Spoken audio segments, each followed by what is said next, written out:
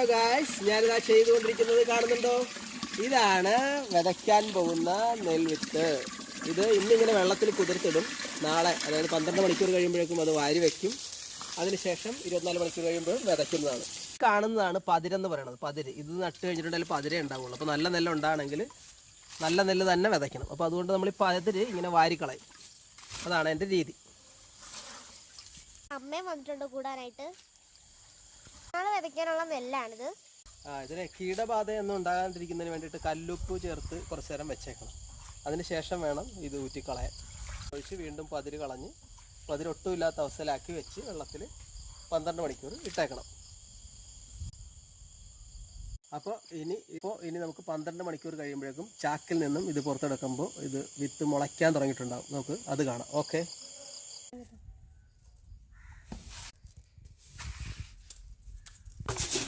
ഇപ്പോൾ അതേ 12 മണിക്കൂർ കഴിഞ്ഞിരിക്കുകയാണ്. ഇനി അത് വാരി വയ്ക്കുന്ന ഘട്ടമാണ് നടന്നുകൊണ്ടിരിക്കുന്നത്. ഇത് വാരി വെച്ച് കഴിഞ്ഞാൽ 24 മണിക്കൂർ കഴിയുമ്പോഴേക്കും നമ്മൾ പാടത്തുകൊണ്ട് വിതയ്ക്കുന്നതാണ്.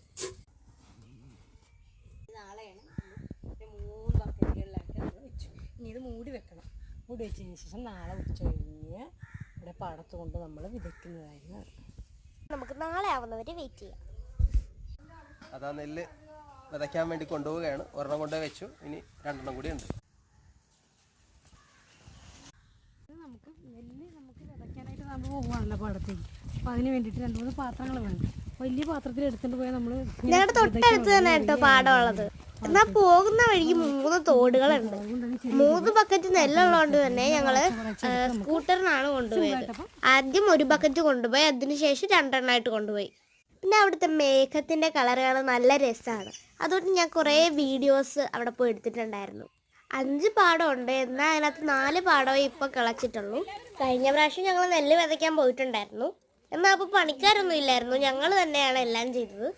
അവരെല്ലാവരും കൂടെ ഒരു പാടത്തിൽ നെല്ല് വിതച്ച് കഴിഞ്ഞു. പിന്നെ നെല്ല് വിതച്ചപ്പോൾ ശരിക്കും ആവാഞ്ഞ സ്ഥലങ്ങളിൽ വിതയ്ക്കാൻ വേണ്ടി പോയിട്ടുണ്ട്. ഞാൻ മാത്രം നെല്ല് വിതച്ചില്ല കേട്ടോ. ഞാനിങ്ങനെ വീഡിയോ എടുത്ത് നടക്കുമായിരുന്നു. പഞ്ചായത്ത് പ്രസിഡന്റും വാർഡ് മെമ്പറും കൃഷി ഓഫീസറും കൃഷി അസിസ്റ്റന്റും ഒക്കെ വന്നിട്ടുണ്ടായിരുന്നു. ഞങ്ങളിതൊക്കെ പിന്നെ നേരത്തെ ചെയ്യാമെന്ന് വിചാരിച്ച് എന്താണെന്ന് വെച്ചാൽ 27-ാം തീയതി തൊട്ട് മഴ വരുവാണെന്നാണല്ലോ പറയുന്നത്. മഴ നേരത്തെ വരുവാണെങ്കിൽ നെല്ലൊക്കെ ചീഞ്ഞു അങ്ങനെ ഉണ്ടാകത്തില്ല. നെല്ല് വിതച്ച് കഴിഞ്ഞ് എല്ലായിടത്തും കൂടെ ആവാൻ വേണ്ടിയിട്ടാണ് കേട്ടോ ഈ പരിപാടി ചെയ്യുന്നത്. അപ്പുറത്തെ സൈഡിലും വേറെ ആൾ ചെയ്യാൻ വേണ്ടിയിട്ടുണ്ട്. അപ്പോൾ എന്തായാലും ഇത്രയുള്ള വീഡിയോ.